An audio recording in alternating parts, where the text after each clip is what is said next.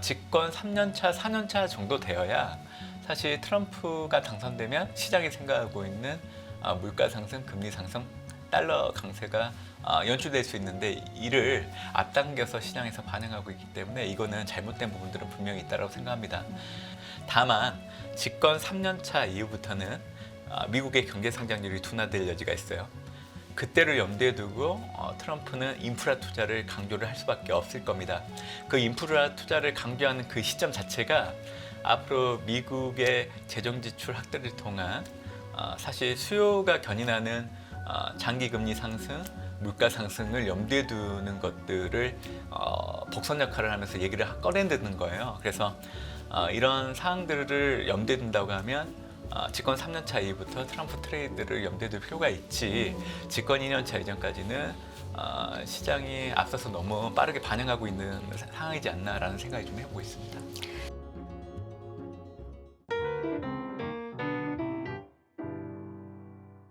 자, 이제 이분 모셔서 또 관련된 얘기 시장에 대한 이야기 해보도록 하겠습니다. 대신증권 리서치센터 문남중 수석 연구위원 나와 계십니다. 안녕하세요. 네, 안녕하세요. 네.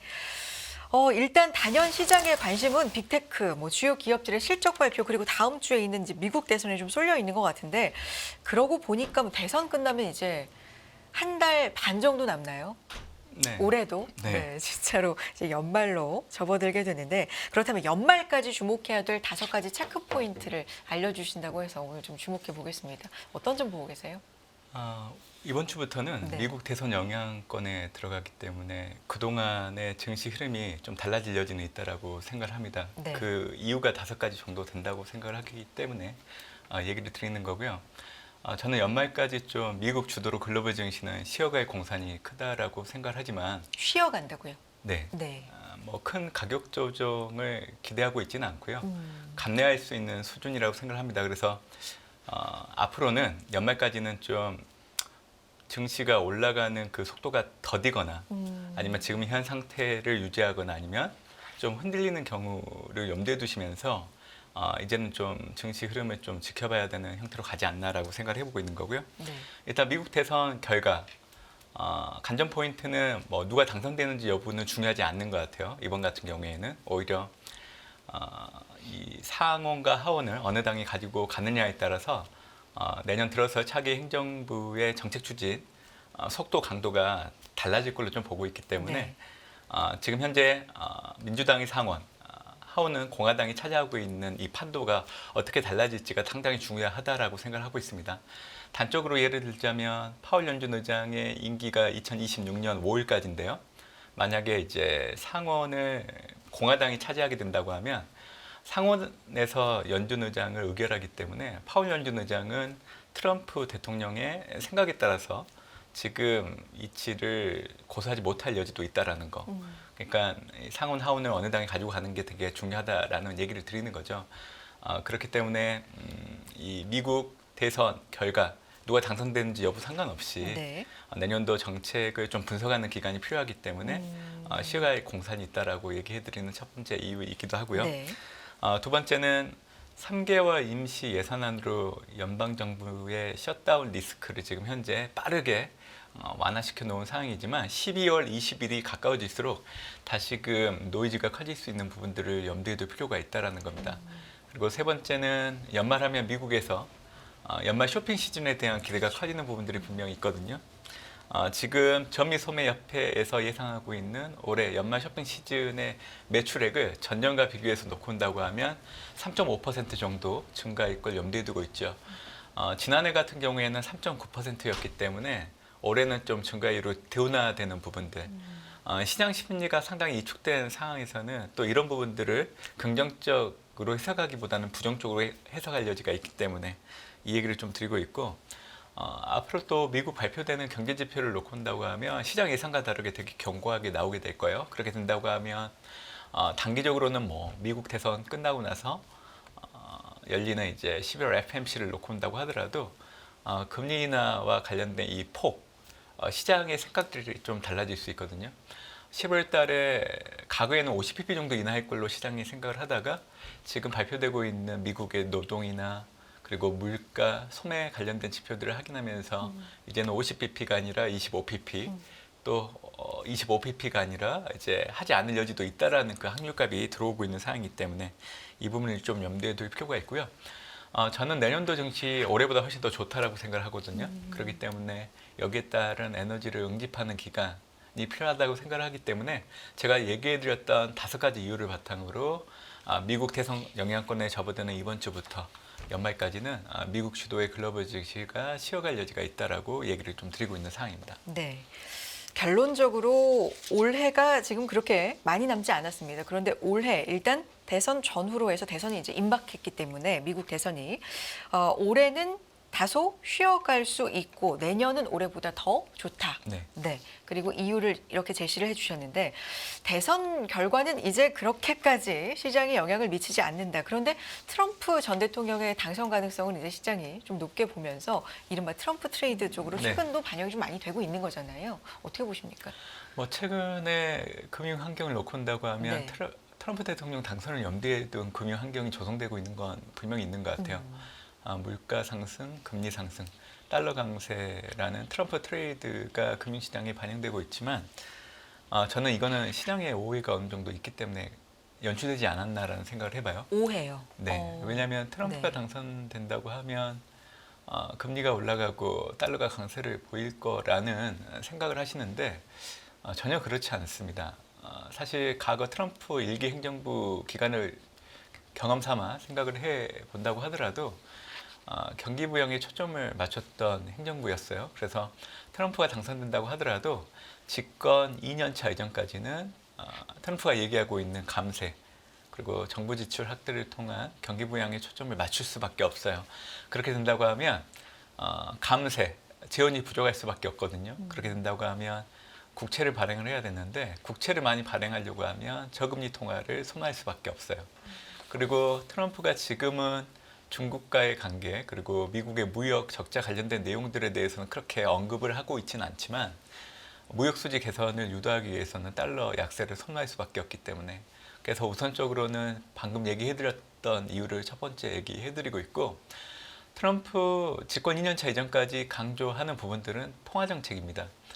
지금도 현재 연준의 정책 금리가 높다라는 비판을 하고 있는 상황이기 때문에 내년 트럼프가 당선된다고 하면 집권 2년 차 이전까지는 감세, 정부 지출 확대를 통한 경기 부양에 초점을 맞추는 부분들도 있지만 사실 경기 부양을 하기 위한 수단 중에 하나가 통화 정책이기 때문에 통화 정책을 시장이 예상하는 것보다 속도나 강도가 더 가팔라질 여지는 있다고 생각합니다. 내년도 연준이 생각하고 있는 최종 정책 금리의 중위값이 3.49, 또 레인지 하단이 2.9이기 때문에 9월 FMC가 끝나고 이제 올해 100bp나 내년도 100bp 인하를 시장에서 염두에 두고 있지만 이거는 평균값에 근거한 추정치예요. 네네. 근데 금리 인하 사이클이 시작됐기 때문에 사실 레인지 하단이 상당히 중요하거든요.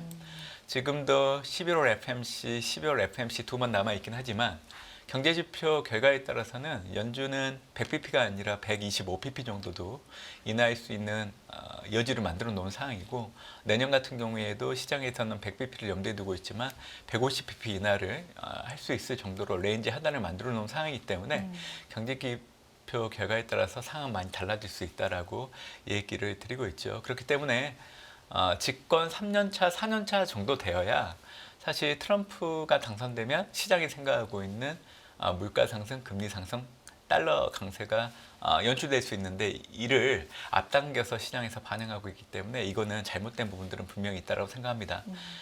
트럼프는 집권 2년 차 이전까지 미국 경제에 대해서는 그렇게 우려하진 않는 것 같아요. 그래서 경기 부양을 위한 부분들에 대해서는 발언할 때 그렇게 생각을 하고 있지 않는데 대선 결과 해리스가 당선돼도 마찬가지예요. 집권 2년 차까지는 지금 현재 미국 경제의 견고한 흐름들이 계속될 겁니다. 다만 집권 3년 차 이후부터는 미국의 경제 성장률이 둔화될 여지가 있어요. 그때를 염두에 두고 트럼프는 인프라 투자를 강조를 할 수밖에 없을 겁니다. 그 인프라 투자를 강조하는 그 시점 자체가 앞으로 미국의 재정 지출 확대를 통한 사실 수요가 견인하는 장기 금리 상승, 물가 상승을 염두에 두는 것들을 복선 역할을 하면서 얘기를 꺼내드는 거예요. 그래서 이런 사항들을 염두에 둔다고 하면 집권 3년 차 이후부터 트럼프 트레이드를 염두에 둘 필요가 있지 집권 2년 차 이전까지는 시장이 앞서서 너무 빠르게 반응하고 있는 상황이지 않나라는 생각이 좀 해보고 있습니다. 그러니까 트럼프 트레이드에 대한 오해라고 말씀하시는 부분이 2년 차 이후에 뭐 3, 4년 차 이때 반영될 게 지금 좀 너무 반영이 된 것 네네. 같다라는 말씀이신데 그렇다면 지금 달러 인덱스도 104대고 뭐 10년물 국채금리 4.2% 위에서 있는 상황, 이 상황이 만약에 진짜 말씀처럼 오해라면 좀 빠르게 되돌려질 가능성도 있는 거예요? 네. 네. 사실 이 트럼프 당선 확률이 높아지면서 미국채 10년물 금리도 4% 초반 정도로 올라왔거든요. 근데 그 이전에 레벨은 3.6에서 3.7 정도밖에 안 됐어요. 그래서 아마 11월 5일 현지 시각으로 대선 결과 어느 정도 윤곽이 잡히고 나면 올해 12월 정도 된다고 하면 미국채 10년물 금리 다시 3.6% 정도까지 내려갈 겁니다. 참고로 제가 작년에도 10월 중순 때 시장에서 미국채 10년물 금리가 4.95 정도 됐을 때 5% 이상 간다고 다들 그렇게 생각했을 때 사실 12월 달에 3.7까지 내려갔거든요. 그러니까 지금은 대선 영향, 특히 트럼프가 당선된다는 게 반영되기 때문에 미국채 10년물 금리가 빠르게 올라온 겁니다. 결국 빠르게 올라온 만큼 빠르게 떨어질 여지가 있다라고 얘기해 드리는 거고 달러 인덱스 역시 트럼프 트레이드 관련된 부분들이 반영되기 이전 수준까지 내려갈 여지가 있다라고 생각을 하고 있죠. 그렇기 때문에 지금의 금융 환경들이 연속적으로 계속 이어질 수는 없다라고 제가 생각을 하고 있기 때문에 연말 정도 된다고 하면 모든 것들이 되돌림이 나타날 여지가 상당히 크다라고 보고 있습니다. 그래서 안정적인 성향을 가지고 있는 투자자 입장을 놓고 본다고 하면 지금 현재 미국의 장기 국채에 투자하는 상품들에서 접근하는 것은 상당히 좋은 대안이 될 여지가 있다라고 생각을 하고 있고요. 반대로 뭐 연말까지는 그래도 미국 증시가 좀 쉬어갈 여지는 있다라고 생각을 하고 있기 때문에 그동안 이제 미국의 매그니피센트 관련된 종목들에 대해서 좀 사보고자 했던 투자자들 입장에서는 아무래도 11월 달이 가장 접근하기 좋은 달이 될 걸로 좀 보고 있어요. 11월 달 미국 대선 결과 확인하고 나서 가장 변동성이 크고요. 12월로 갈수록 그 변동성은 줄어들 걸로 좀 예상을 하고 있고 변동성이 큰 구간에서는 최근 들어서 뭐 국내 같은 경우에도 삼성전자를 놓고 본다고 하면 앞으로 AI 산업에 대한 장밋빛 전망을 하기에는 좀 어려운 부분들을 염두에 둘 여지는 있지만 그거는 국내 기업에 해당되는 거고요. AI 관련된 수요는 여전히 더 견고하기 때문에 이런 미국의 AI 반도체 관련된 종목들을 사들이는 기회로 삼아야 되지 않나 생각을 좀 해보고 있습니다. 애초에 미국에서 이제 금리가 내려가기 시작하고 특히나 B컷으로 이것이 좀 시작이 됐고 그렇다면 달러가 좀 약세 쪽으로 가지 않을까라는 예상들이 여러 가지로 좀 다르게 가고 있는 면들 물론 말씀하신 것처럼 트럼프 트레이드를 반영하는 면도 있지만 최근에 미국의 지표라든지 실적이라든지 견조하게 좀 나온 부분도 영향이 있는 거 아니에요? 위원님 어떻게 봐야 될까요? 사실 지금은 네. 미국의 실적을 좀 주목을 해야 그래요? 되죠. 사실 실적이 그동안 미국 증시가 올라오는데 뭐 시장에서는 물가 통화 정책에만 네. 관심을 가졌기 때문에 실적 부분들에 대한 기여도가 그렇게 크지 않다라고 생각하시는 분들이 많았지만 사실 지난해 10월 말부터 지금까지 미국 증시가 잘 올라왔던 그 바탕에는 딱 두 가지입니다. 경기 확장에 놓여 있는 미국 그리고 실적이 견고했기 때문에 그래서 지금 3분기 어닝 시즌 진행되고 있는데 이 부분도 관심을 가질 필요가 있다라고 생각을 해요. 지금 3분기 S&P 500의 EPS 증가율을 놓고 본다고 하면 전년 동기 대비 4.1% 정도 네. 추정이 되고 있는데 지금 현재 이 숫자 자체는 5개 분기 연속 증익을 보여주는 상황입니다. 그리고 지금 실적을 발표한 기업들의 70% 중반 정도 이상 되는 기업들이 컨센서스보다 실적이 더 잘 나오고 있는 상황이고 평균적으로 6% 정도 실적이 더 잘 나오고 있는 상황이죠. 그리고 11개 업종 내 9개 업종이 증익 흐름을 보일 걸로 예상을 하고 있고 지금 3분기 실적을 주도하고 있는 섹터를 놓고 본다고 하면 우리 투자자분들이 좋아하는 IT, 커뮤니케이션, 헬스케어가 주축이 되고 있습니다. IT 같은 경우에는 14.9%, 커뮤니케이션 같은 경우에는 10.3%, 헬스케어 같은 경우에는 10% 이익 증가가 예상되고 있는 상황인데 IT 같은 경우에는 기여도를 놓고 본다고 하면 엔비디아 기여도가 상당히 높아요. 네. 제가 14.9% 정도 IT 이익 증가가 예상된다고 얘기해드렸는데 엔비디아를 제외하게 된다고 하면 이 숫자가 7.5%로 떨어지고요.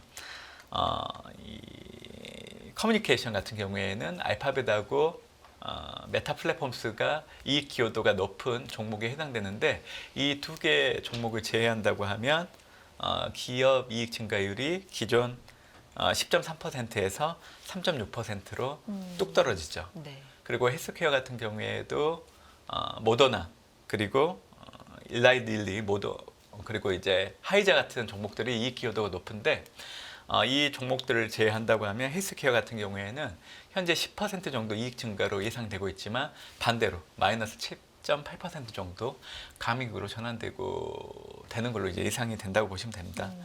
결국 시적을 놓고 온다고 하면 앞으로도 미국 증시가 계속 좋아질 거라고 염두에 둘 만한 그런 요인으로 작용할 여지는 있지만 투자 심리가 이축되는 상황으로 바뀌게 된다고 하면 좀 상황은 달라질 걸로 좀 보고 있어요. 제가 그렇게 얘기해 드리는 이유가 두 가지 정도 있는데 네. 우선적으로는 3분기 S&P 500의 EPS 증가율이 4.1% 정도 된다고 얘기는 해드렸지만 네. 이를 5년 평균, 10년 평균과 비교를 해보면 상당히 낮습니다. 5년 평균이 10%, 네. 10년 평균이 8.5% 정도 되기 때문에 이를 상당히 낮은 수준으로 예상되는 부분들이 있고요. 또 지난 2분기와 비교를 해보면 올해 3분기 이익 증가율이 좀 둔화되긴 해요. 그래서 이 두 가지를 놓고 온다고 하면 시장 심리가 좀 위축됐을 때는 좀 부정적으로 해석할 여지가 있기 때문에 연말까지 좀 쉬어갈 공산이 크다라고 얘기해드렸을 때 추가되는 이유로서 말씀드릴 여지는 있다라고 생각하고 있습니다. 그렇다면 이제 여기에서 만약에 11월, 12월 말씀하신 것처럼 위원님 말씀하신 것처럼 우리가 그동안 관심 가졌던 것들을 좀 미국에서 사볼 만한 기회라면 여기에서 여전히 가장 좀 탑으로 꼽는 섹터는 뭐 IT, 인공지능 이런 쪽일까요? 네. 어떻게 보세요? 일단 연말까지 권역으로 따지면 신흥국, 최선호 증시는 미국 증시, 선진 증시 내에서는 미국, 유럽, 일본 순이고요. 신흥국 내에서는 인도, 베트남, 멕시코 같은 차이나 엑시트 관련된 증시, 그리고 중국 증시 같은 경우에는 올해 4, 4분기 연장되면 내년 1, 4분기 정도까지는 좀 긍정적으로 봐야 되는 부분들은 있다라고 생각을 하고 있죠. 일단 저는 11월 네. 미국 대선 결과 확인하고 나서는 시장의 변동성이 가장 클 걸로 좀 보고 있는데 그런 구간에서는 인공지능 또 미국의 반도체 기업들에 대해서는 좀 주목을 해야 된다고 얘기를 좀 드리고 있는 상황입니다. 일단 신산업을 여전히 좀 좋게 봐야 되는 이유들이 있는 것 같아요. 거기에 관련된 얘기를 좀 드리고 싶은데 투자자들이 인식하고 있는 AI 시스템, 구현 단계와 서비스 플랫폼을 놓고 온다고 하면 학습용 그리고 서버용 정도입니다.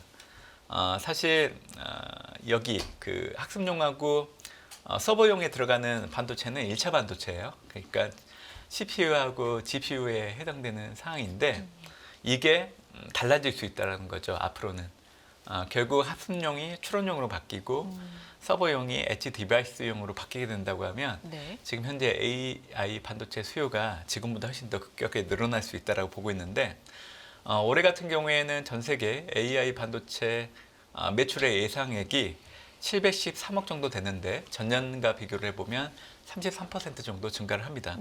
그리고 내년 같은 경우에는 920억 달러 정도 되는데 전년 대비 29% 증가가 예상되고 있는 상황이죠. 네. 그렇기 때문에 저는 현재 머물고 있는 투자자들의 AI 구현 이런 단계랑 AI 서비스 플랫폼에 대한 인식들이 좀 머물러 있는데 앞으로 다가올 이런 단계를 놓고 온다고 하면 여전히 뭐 엔비디아를 주축으로 한 AI 반도체 관련된 기업들에 대해서는 좀 긍정적으로 봐야 되는 부분들은 분명히 있다라고 얘기를 좀 드리고 있는 상황입니다. 사실 근데 최고가 경신 지금 그 언저리 네. 영역에 계속해서 있기 때문에 가격적인 부담 뭐 이런 게 지금 나오는데요. 위원님 말씀은 오늘 연말에 좀 쉬어가는 위원님 말씀대로라면 논리대로라면 쉬어가는 그 기회를 좀 활용해 보자 이렇게 받아들이면 되겠습니까? 네. 네. 저는 뭐 큰 가격 조정은 없을 것 같아요. 이번 같은 경우에는. 그리고 트럼프 트레이드는 트럼프가 당선된다고 하더라도 이미 금융시장이 선반영됐기 때문에 오히려 트럼프가 당선됐을 때 그 영향력은 좀 제한될 여지는 있다라고 생각을 하고 있습니다.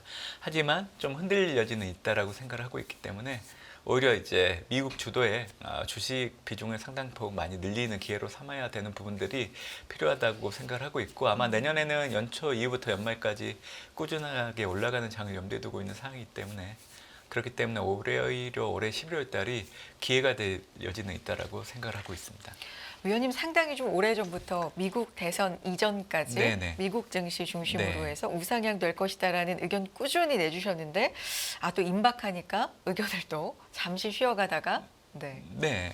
다시 올라갈 네. 것이다. 이렇게 네. 또 유연하게 계속해서 팔로우 해주고 계십니다. 전략을.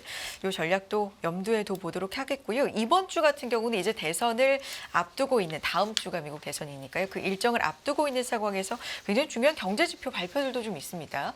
일단 실업률, 고용 이런 쪽을 좀 지켜봐야 되겠는 게 대선 직후에 또 FOMC가 있거든요. 네네. 어떤 영향을 좀 미칠 수 있을까요? 어떻게 보십니까?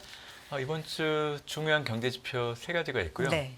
우선적으로는 30일 날 예정된 미국의 3분기 GDP 아마 전분기 대비 연율로 3% 정도 지금 예상이 되고 있는데 저는 이를 좀 상회할 여지는 있다라고 생각을 해요. 더 높게 나온다. 네, 그렇게 된다고 하면 시장 같은 경우에는 또 연준이 통화 정책에 대한 속도 조절을 하지 않을까라고 해석할 여지는 있다라고 생각하고 있는데 최근 발언하고 있는 파월 연준 의장의 발언을 염두에 둔다고 하면 11월 달에 25pp 정도는 인하할 걸 염두에 둬도 될 걸로 좀 생각을 하고 있고 네. 이미 9월 달에 50pp 인하하면서 연준은 정치적인 중립성을 지키지 않기 시작을 했거든요.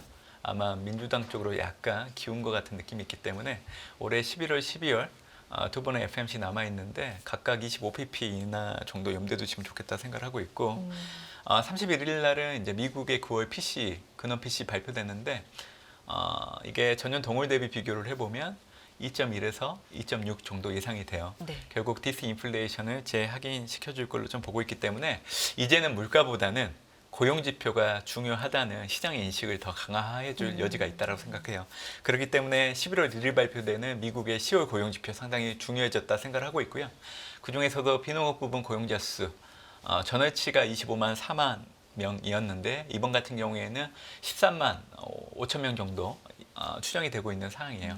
결국 또 비농업 부분 고용자 수가 뚝 떨어지잖아요. 그렇게 된다고 하면 또 연준의 통화 정책을 정당화하는 의미는 충분히 가질 여지가 있다라고 생각을 하고 있고 또 시장에서는 또 금리 인하 폭을 좀 강화하지 않을까라고 네. 내심 기대할 수 있는 또 해석이 나타날 거로 좀 보고 있는데 일단 이번 주 중요한 경제지표 결과를 놓고 본다고 하면 FMC를 통한 금리 인하 기대할 여지가 상당히 크다고 보고 있기 때문에 그래서 올해 연말까지 쉬어갈 공사는 있지만 그렇게 큰 가격 조정이 일어나지 않을 거라고 좀 얘기해드리는 이유이라고 저는 생각을 하고 있습니다. 네.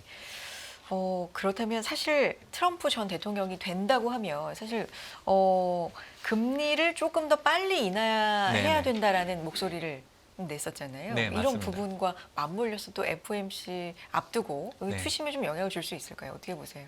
지금은 대선 네. 결과가 더 중요한 것 같고 FMC는 사실 금리 인하 사이클이 들어갔기 때문에 사실 앞으로 도래하는 FMC에서 얼마 정도 금리를 내리냐 그거는 사실 중요하진 않아요. 네네. 사실 금리 인하를 단행하기 이전에는 어느 시점에서 어느 폭 정도 금리를 내릴까가 시장에서 관심 사항을 뒀던 부분들이기 때문에 상당히 중요한 영향을 줬지만 사실 9월달 금리 인하 단행한 이후로 올해 내년도 이미 금리는 내려갈 걸 우리가 염두에 두고 있기 때문에 시장에 미치는 파급력은 그렇게 크진 그래요. 않습니다.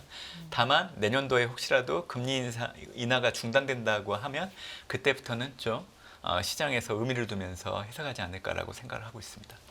알겠습니다. 오늘 여기까지 듣겠습니다. 대신증권 리서치센터 문남중 수석연구위원 함께했습니다. 말씀 고맙습니다. 네, 감사합니다.